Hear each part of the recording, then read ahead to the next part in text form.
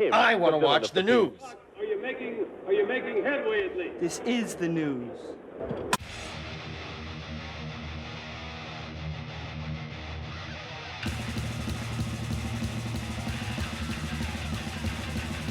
Schmack-a-magov, it's time for the only news that matters. And it's hard to believe, but for a spell during the mid to late 70s, if you were a rock and roll fan and lived in close proximity to the Sunset Strip in California, you could have seen Eddie Van Halen and Randy Rhoads up close shredding on a club stage with Van Halen and Quiet Riot, respectively. Since both bands played frequently, some assume that they shared many of the bills together at the time. Unfortunately, this is not the case. During an interview with the Rock and Roll Coffee Show, original Quiet Riot bassist Kelly Garney touched up upon Van Halen and whether Randy was a friend with Eddie. This is what he said. He said, "It would take two people to get along. And that just wasn't in Randy. Of course, famously, it is Eddie. But not to bad rap Eddie. I love Eddie. I think he's great. But he was a different kind of guy than Randy. Randy was a perfect angel. Randy didn't hate anybody. Randy wasn't jealous of anybody. He couldn't be. That's how he was wired. He couldn't be jealous of another player. I mean, he would just say, well, I'll be that good next week." He could do that.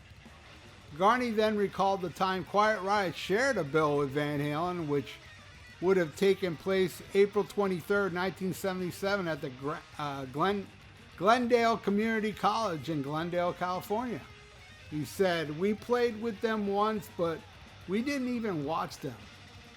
There's even a video out there. While Van Halen is playing up on stage, we were down in the basement in the drama room for the school because it was a collage." There's film of that? Really? I want to see that video, damn it. You know, can you imagine the archives of Van Halen, video-wise? I'm sure it's staggering. And you know, and I know, I've heard rumblings, man. One of those Diary of a Madman shows was filmed professionally. Believe it was in Largo, where a lot of shows that went to that arena were filmed by the arena staff, you know? And that's the rumbling I hear. It's a rumor that it was filmed, and another rumor is Sharon Osbourne owns it. So hey, who knows? Maybe that Ozzy's not here anymore. She'll do that. She'll send it out. All right, so let's see here. Let's keep reading here. She says, and we were putting on dresses and hamming for a camera. And Van Halen played upstairs. But we're not watching them. We didn't care. Well, you messed up. Unless he saw him some other time. But, yeah, Van Halen rules, man. But, yeah, there you go. Randy wasn't jealous of Eddie. I believe him. I do believe it. It's Randy Rhoads, man. You know? Who knows? Maybe there was a little jealousy as far as Van Halen becoming popular and Quiet Riot not at the end of the 70s. Them getting signed to a real label where Quiet Riot was only signed to Japan, and two, in my opinion, terrible albums that I own both. But I have them because I'm a completist. But Randy Rhoads, man. I mean, I am so lucky that I got to see him. So lucky. So many people can't say that. I understand that. It's just like people that seen Zeppelin and Bon Scott and Jimi Hendrix and all that. It's like, oh yeah, John Bonham, man. I would have loved to see that. So I know how you feel, you Randy fans that never got to see Randy Rhoads. Man, but just to think, when I saw him, it was all the way up front row on his side of the stage, which is even rarer, you know? Definitely my number 2 greatest guitar player ever. You know, number 1, I got to give it up to Eddie, man. Eddie will always be my favorite, but man, do I love Randy Rhoads.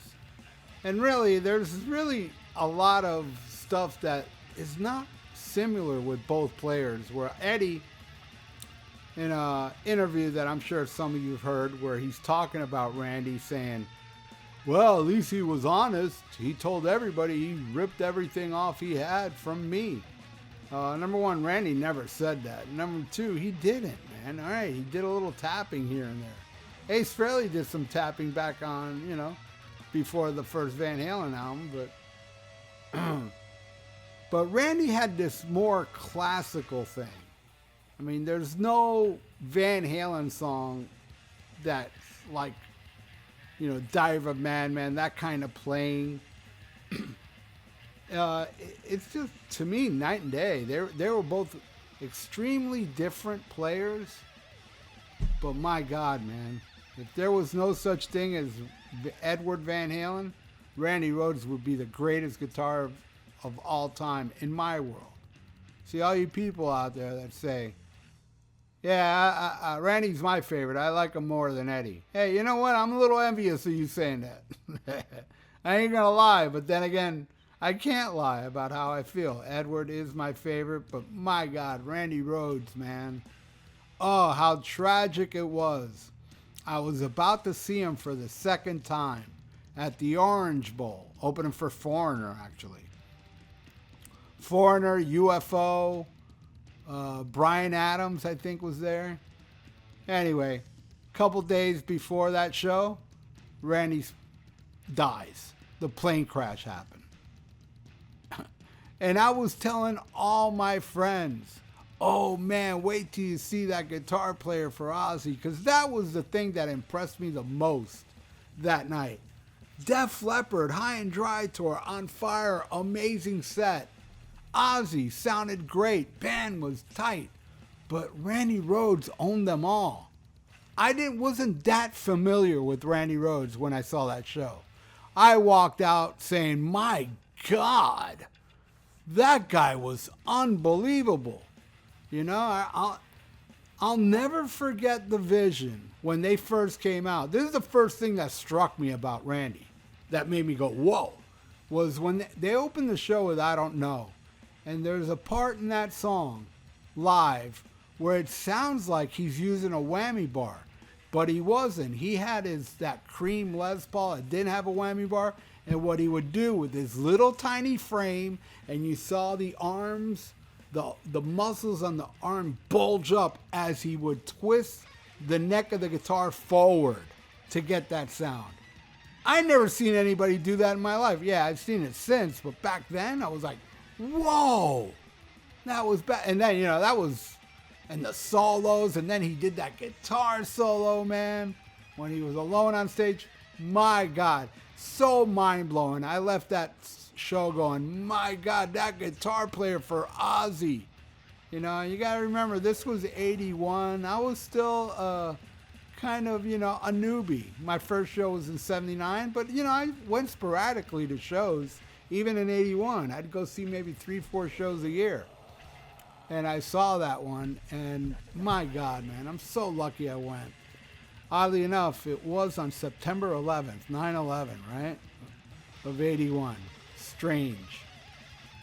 And I really think it was Randy Rhoads that really carried Quiet Riot because, I love Metal Health. I thought that was a great album, better than the two that Randy did with him, but Randy was all the talent. And if you listen to those two albums, in my opinion, the solos are great. It's just the songs are terrible. But he was such a beast on guitar that Quiet Riot gathered a following back then because of Randy Rhoads. Believe me, if they had just, some regular guitar player in that band, wouldn't have gone anywhere. And sure enough, man.